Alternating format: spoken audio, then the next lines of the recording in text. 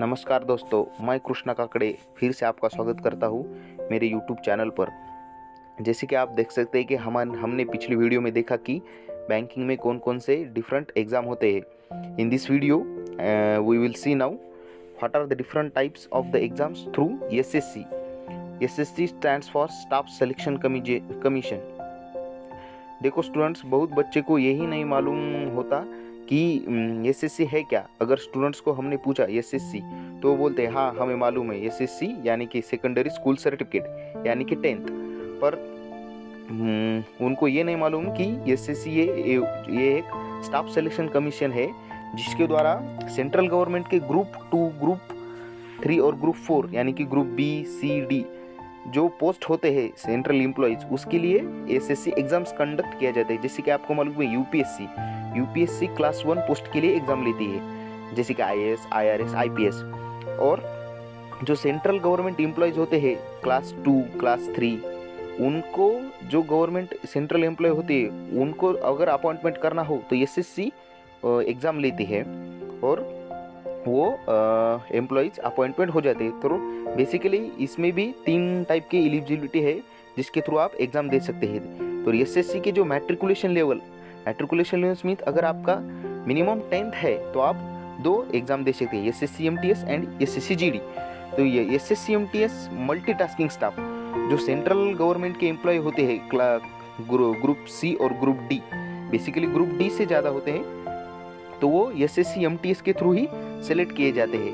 आप उसको इंग्लिश में क्लर्क बोल सकते हैं, लिपिक बोल सकते हैं। तो वो एसएससी एमटीएस के थ्रू नियुक्त किए जाते हैं। और एसएससी जीडी, बेसिकली जीडी वो पुलिस होते हैं, सीआईआरएफ, आर्मी में, बहुत से जो एयरपोर्ट में होते हैं, ऐसे जो आपने देखे होंगे आसाम राइफल्स, ये बहुत जो इंडियन आर्मी की जो बहुत है उसके लिए पुलिस की ज़रूरत होती है। तो वो एसएससी जीडी के थ्रू ही एग्ज़ाम होती है। आप जानकर हैरान हो जाए कि लगभग हर 2 साल में इसकी वैकेंसी आती है और 50,000 से भी ज़्यादा वैकेंसी इसकी रहती है। 50,000 से भी ज़्यादा इसकी वैकेंसी रहती है।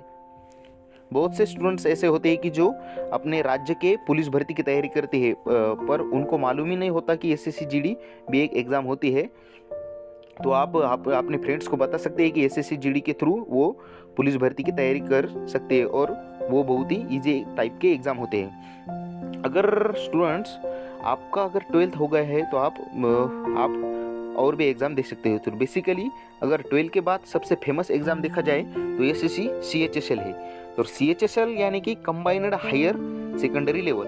अगर आप यहाँ जानते हैं कि higher secondary level means 12th, तो ये 12th के बाद होने वाली एसएससी की सबसे फेमस एग्ज़ाम है। तो एसएससी सीएचएसएल थ्रू आप postal assistant, sorting assistant and money more job पा सकते हैं। ये भी बहुत एक अच्छा जॉब है, सैलरी भी बहुत खास अच्छी रहती है। और अगर आपका 12th हो गया है तो सिलेक्शन पोस्ट फेज एग्जामिनेशन भी है जो आप दे सकते हैं। तो ये पोस्ट फेज एग्जामिनेशन थोड़ा अलग टाइप का होता है। इसमें कुछ पोस्ट 10th पे होते हैं, कुछ पोस्ट 12th पे होते हैं और कुछ के लिए एक्सपीरियंस भी लगता है। तो ये फेज पे जो एग्ज़ाम है, जो एसएससी जो सेंट्रल गवर्नमेंट के एम्प्लॉयज़ होते हैं, जो एसएससी एमटीएस, जीडी या एसएससी सीजीएल, वो मैं आपको अगली स्लाइड में बताऊंगा एसएससी सीजीएल क्या है, दिल्ली पुलिस, ये जो एग्ज़ाम होते हैं अगर उनके अलावा भी उनको अगर एम्प्लॉय चाहिए ये थोड़ा ऑड रहता है। तो वो ऑड एम्प्लॉयज़ के लिए वो एसएससी हर साल और हर 1-2 साल में एक पोस्ट फेज एग्जामिनेशन लेती है। तो उसके थ्रू गवर्नमेंट एम्प्लॉयज़ वो सिलेक्ट करती है।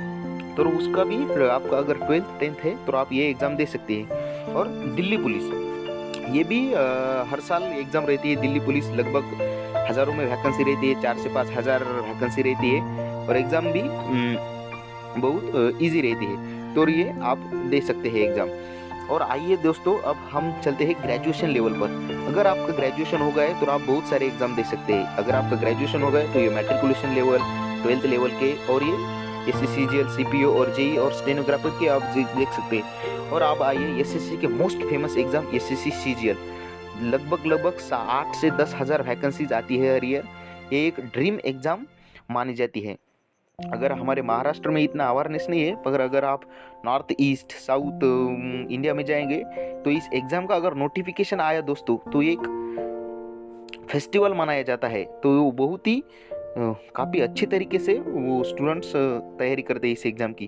तो SSC CGL means combined high graduate level exam, graduate level के लिए। और इन एग्ज़ाम्स का मैं डिटेल एक एक एग्ज़ाम का डिटेल एनालिसिस और डिटेल कैसे होती है एग्ज़ाम, पैटर्न क्या रहते हैं, फीस, ये सब एग्ज़ाम मैं अगले वीडियो में आपको बताऊंगा। तो एसएससी सीजीएल एक ड्रीम जॉब रहती है स्टूडेंट्स के लिए। इसमें आप देख सकते हैं कि आपने सुना होगा ईडी, सीबीआई, इलेक्शन कमीशन, ऐसे डीआरडीओ, इंटेलिजेंस ब्यूरो, ऐसे बहुत से फेमस जो ऑर्गेनाइजेशन है इसके थ्रू आप जा सकते हैं। और एसएससी सीपीओ जो आप पुलिस सब इंस्पेक्टर, एसआईसी आपने पिक्चर में देखा होगा, पुलिस सब इंस्पेक्टर, इसके थ्रू एसएससी सीपीओ के एग्जाम होते हैं। तो SSC CGL, SSC CPO, CHSL की मैं डिटेल में वीडियो आपको नेक्स्ट वीडियो में बताऊंगा। तो आइए चलते हैं नेक्स्ट एग्जाम पे। तो नेक्स्ट एग्जाम है जेई। जेई आपकी 12th की जेई नहीं, ये सिर्फ जेई है। तो जेई मीन्स जूनियर इंजीनियर। आपने देखा होगा कि बहुत सारे बच्चे इंजीनियरिंग करते हैं, मैकेनिकल में, सिविल में, तो उनके लिए सेपरेट एग्जाम रहती है। सिर्फ इंजीनियर्स बच्चे ही, स्टूडेंट्स ही ये एग्जाम दे सकते हैं। तो उनके लिए ये एग्जाम रहती है, वो दे सकते हैं। तो उनके लिए जो कंस्ट्रक्शन डिपार्टमेंट होते हैं, टेक्नोलॉजी जो इलेक्ट्रॉनिक्स में इंजीनियरिंग ग्रेजुएट हुए, वो मिनिस्ट्री ऑफ इलेक्ट्रॉनिक्स में नियुक्त किए जाते हैं। तो ये स्टेनोग्राफर भी एक एग्जाम रहती है, जो कोर्ट होते रहते हैं, लिपिक कलर के जो लगते हैं। तो इसके लिए आपको ग्रेजुएशन तो लगता है और एक एडवांस क्राइटेरिया भी, और इसको आपको टाइपिंग लगती है, सेंट्रल गवर्नमेंट की टाइपिंग, इंग्लिश, हिंदी, मराठी, जो आपके टाइपिंग करने के बाद ये आप एग्जाम देने के लिए एलिजिबल रह सकते हैं। तो आइए दोस्तों, आपने इस वीडियो में हमने देखा कि different types of exams through SSC. मैं आशा करता हूँ कि आपको ये वीडियो बहुत पसंद आ गया हो। अगर आपको पसंद आया तो आप सब्सक्राइब करिए। और नेक्स्ट अगले वीडियो में मैं I will give the information about all these examinations in detail. Thank you aspirants.